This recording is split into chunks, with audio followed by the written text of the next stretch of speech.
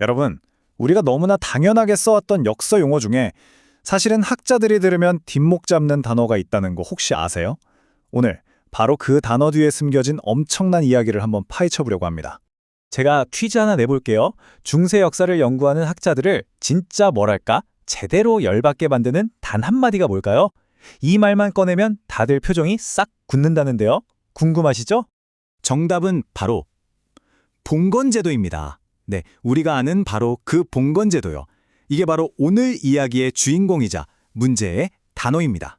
자, 그럼 본격적으로 한번 들어가 볼까요? 우선 워밍업으로 우리 기억 속에 있는 그 봉건제도부터 다시 짚어보죠. 아마 다들 역사 시간에 한 번쯤은 들어보셨을 거예요. 우리가 학교에서 배운 봉건제도는 딱 이런 그림이죠.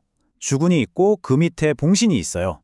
주군은 봉신한테 봉토라고 부르는 땅을 떼어주고 그 대신 봉신은 충성을 다하겠습니다. 전쟁 나면 달려가겠습니다. 하고 약속하는 거죠. 어때요? 딱 떨어지는 기브 앤 테이크 관계 같잖아요. 이걸 좀 더 쪼개서 보면요. 몇 가지 중요한 개념이 나와요. 먼저 주종제도. 이건 뭐냐면 주군이랑 봉신이 서로한테 약속을 하는 거예요. 나는 널 지켜줄 테니 너는 날 위해 싸워라 하는 일종의 계약인 셈이죠. 그리고 당연히 봉토, 즉 땅이 있어야겠죠. 이게 바로 주군이 주는 보상이니까요. 그리고 이 시스템이 굴러가려면 돈이 있어야 하잖아요. 그 경제적인 바탕이 바로 장원제도였어요. 농노들이 영주탕에서 농사 지으면서 먹고 사는 그런 시스템이었죠. 어때요? 여기까지 들으면 진짜 완벽한 시스템 같지 않나요? 자, 그런데 말이죠. 지금까지 우리가 본 이 완벽하고 깔끔한 그림 있잖아요. 여기서부터 이 모든 게 와르르 무너지기 시작합니다. 진짜 충격적인 사실이 하나 있어요. 뭐냐면 정작 중세시대를 살았던 사람들은 그 누구도 봉건제도라는 말을 써본 적이 없다는 겁니다. 네? 뭐라고요? 싶으시죠? 이게 그냥 하는 말이 아니고요. 보세요. 19세기의 유명한 역사학자 메이틀랜드가 이런 말을 남겼어요. 봉건제도가 다 끝나고 나서야 우리는 봉건제도라는 말을 듣게 됐다. 이게 무슨 뜻이겠어요? 한마디로 봉건제도는 중세 시대의 유물이 아니라 후대 사람들이 만들어낸 발명품이라는 거죠. 와, 진짜 황당하지 않나요? 그러면 이제 궁금해지죠. 아니, 중세 사람들은 쓰지도 않았던 이 말을 도대체 누가, 언제, 왜 만들어낸 걸까요? 이 미스터리를 한번 추적해 보시죠. 자, 지금부터 봉건제도라는 단어의 탄생 비화를 파헤쳐 볼 텐데요. 진짜 재밌는 건 이 단어의 뿌리를 찾으려면 중세 시대로 가는 게 아니라 오히려 그 시대가 끝나고 한참 뒤로 가야 한다는 거예요. 자, 이 흐름을 한번 보세요. 모든 건 1100년대 이탈리아의 어떤 법률 문서에서 시작됐어요. 처음엔 그냥 그런 게 있었나 보다 하고 잊혔죠. 그러다 수백 년이 흘러서 16세기에 프랑스 법학자들이 이거 흥미로운데 하면서 봉토라는 개념을 막 연구하기 시작해요. 그리고 17세기에 영국의 어떤 학자가 이걸 가지고 이거야말로 중세 유럽 전체를 설명하는 시스템이다 하고 판을 키운 거죠. 그리고 마무리는 18, 19세기에 몽테스큐에나 애덤 스미스 같은 슈퍼스타 사상가들이 찍어줍니다. 이분들이 봉건제도라는 말을 쓰기 시작하면서 완전히 대중적인 개념으로 굳어지게 된 거예요. 근데 문제가 뭐냐면 이 과정에서 아주 결정적인 실수들이 있었다는 거예요. 예를 들면 옛날 학자들이 이탈리아의 아주 일부 지역에서만 쓰이던 법률 문서를 보고 와, 중세 유럽 전체가 다 이랬구나 하고 성급한 일반화를 해버린 거죠. 마치 서울의 어느 동네 규칙을 보고 대한민국 전체가 그럴 거라고 생각하는 거랑 비슷해요. 게다가 그 문서에 나오는 이랬을 것이다 하는 추측을 이게 바로 팩트다 하고 믿어버린 거예요. 그러니까 처음부터 좀 부실공사였던 셈이죠.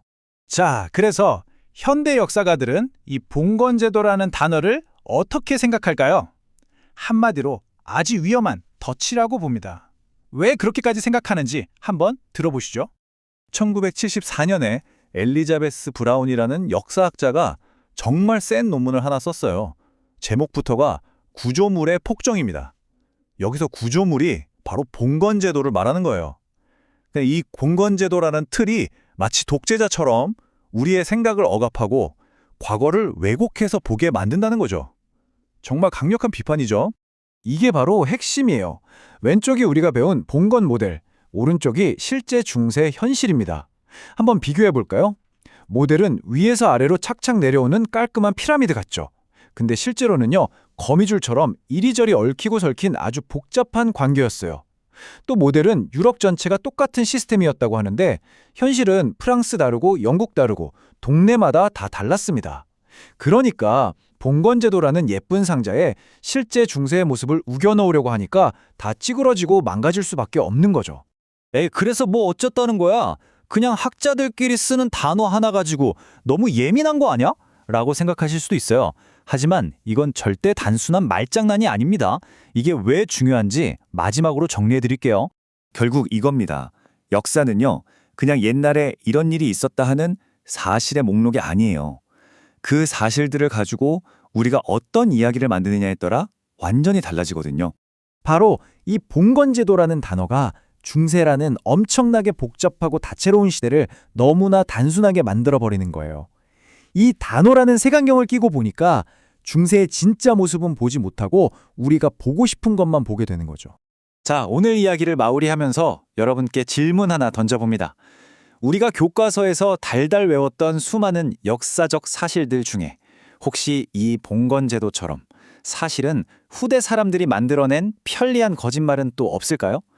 우리가 아는 역사를 한 번쯤 의심해 보는 것, 바로 거기서부터 진짜 역사 공부가 시작될지도 모릅니다.